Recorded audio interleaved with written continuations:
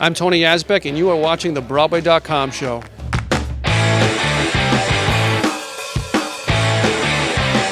Welcome to the Broadway.com show, your top stop for the hottest news on the Great White Way. Or as we like to think of it, the team that is always starting over. Another fan video of the If Then showstopper on YouTube. Let's get started with the news. What's the buzz, Imogen?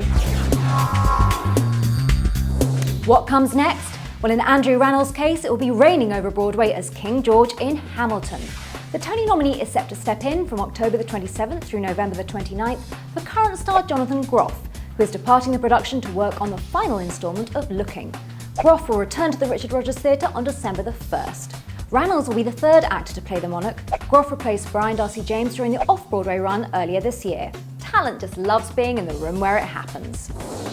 Before reprising his role as doting TV dad Danny Tanner on Netflix's upcoming Fuller House, Bob Saget will play a gloomy man of the cloth on Broadway. Saget, who made his main stem debut in 2006 in The Drowsy Chaperone, will take over the role of Pastor Greg in the Tony-nominated Hand to God. The actor-comedian will replace current cast member Mark Kudish in the show, starting on November 3rd. Hand to God will wrap up its run at the Booth Theatre on January 3rd, 2016, before opening in London's West End in February.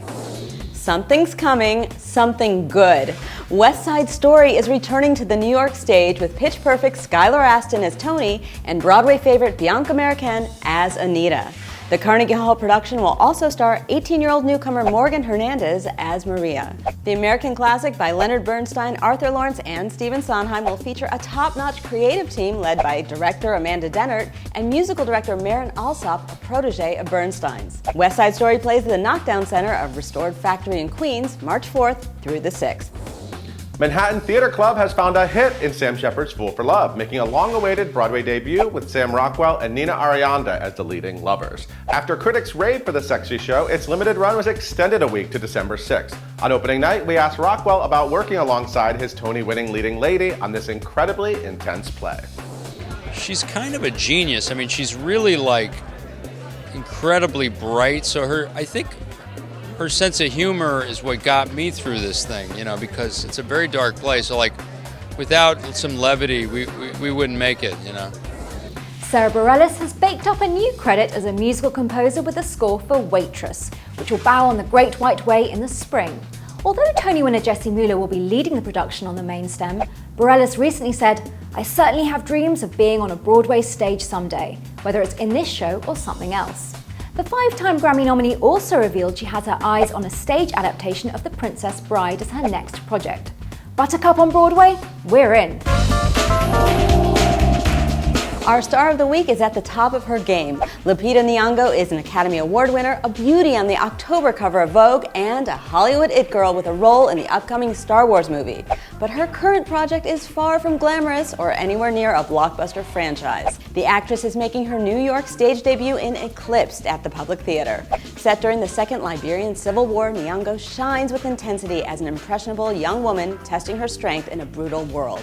She is heartbreaking, convincing, and luminous. Congratulations, Lupita. You're the star of the week.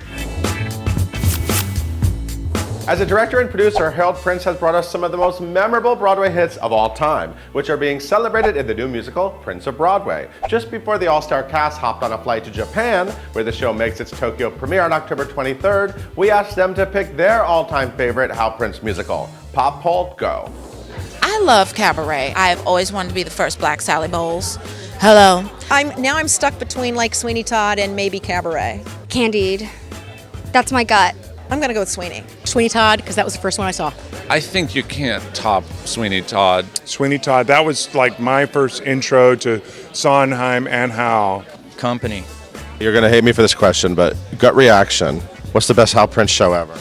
No, I'm not going to hate you. I've always refused to say. And the only reason I do is I don't know. I like a lot of them very much. I love some of them. Maybe Prince of Broadway. Yes, so far. Thank you for watching this week's episode of the Broadway.com show. We'll leave you with a montage of our If Then singing contest finalists, belting Always Starting Over before the one and only Idina Menzel personally announces the winner right here on Broadway.com on October 20th. Enjoy, and we'll see you next week. And my love, our life is over, but